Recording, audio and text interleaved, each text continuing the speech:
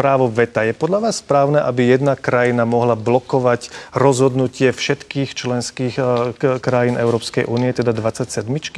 Nie, nie je to správne. Je to z nášho názoru nástroj slabých politikov, ktorí si nevedia dohodnúť dohody, ktoré zodpovední a sebavedomí politici si vedia dohodnúť. Dnes je veto používané iba ako nástroj na vydieranie pri zákulisných rokovaniach. Nemá to nič spoločné so skutočnou demokraciou o vláde väčšiny ani s transparentným rozhodovaním.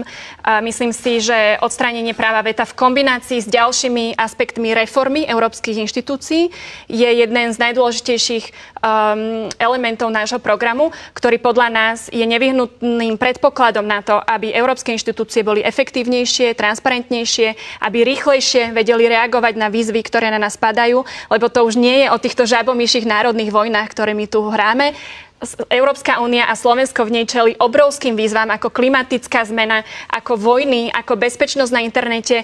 Všetko toto sú zdieľané výzvy, s ktorými sa musíme potýkať ako Európska únia a keď nezreformujeme, ako funguje, tak sa nebudeme schopní ani rozširovať, ani prehlbovať.